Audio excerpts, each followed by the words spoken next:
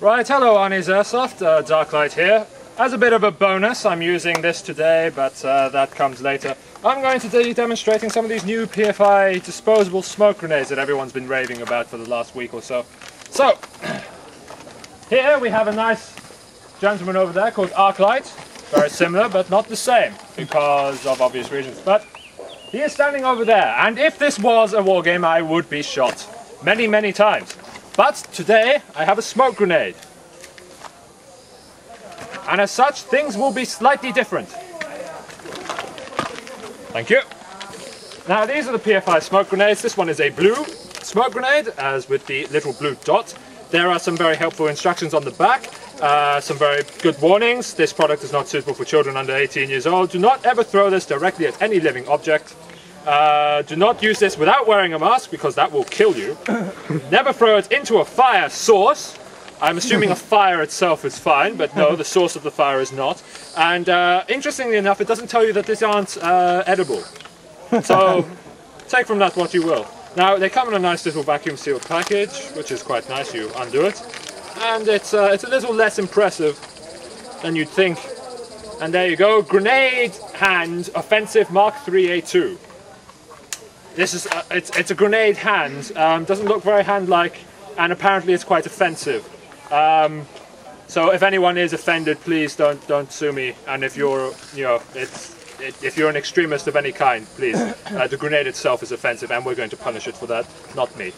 Right. So what we do here, there are, as you can see, two contacts on the bottom in the ring shape. Here you have to have a 9-volt battery, and here is a 9-volt battery. The two contacts is quite simple, and there we have my enemy. So if I was in a skirmish situation where I would need to attack, however, there is not enough cover here for my ridiculously large ass, so I am going to use one of these. And there we go. And now we so just wait, really. Now, if you have any friends circling above with any sort of air support, this would be a good time to call down fire on this marker. As you can see, it's rather smoky. Not as smoky as one would hope, but it does give a nice kind of effect. But these are really meant to be for marking places rather than obscuring them. So, unfortunately, I'm not going to be doing much assaulting today, as I'll probably catch quite a bit of plastic off my friend over there. We haven't tested to see whether this is carcinogenic, but it doesn't smell nice, if that's any indication. And you probably don't want to get it on your clothes. As you can see, I'm picking up a little blue on my gloves and my vest. And there you go. Now, what would really set this off is some sort of laser display and maybe a disco ball. And a couple of, maybe a couple of hundred of drunken teenagers reveling about that. That would probably do well. Matt, are you dead? Not yet. Okay, right, so it definitely isn't carcinogenic. Right, so now, for lack of anything better to do, let's have a look at what's left.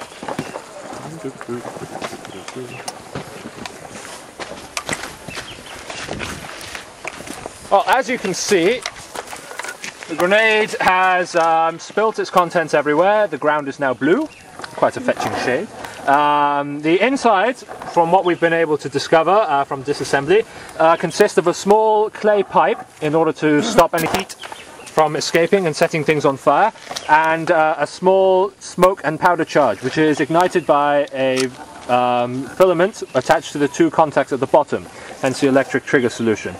This is to do with Hong Kong laws, which are rather draconian and somewhat silly, and as such the smoke charge is not that big, which is a bit of a pity, especially as these cost about 35 Hong Kong each, which rounds up to about £2, €3 or 4.5 US.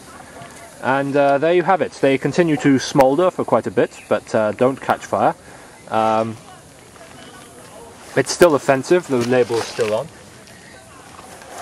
But now we have a blue patch of ground and not very much smoke. So of limited use, more as a target or a target marker than an actual obscuring smoke screen.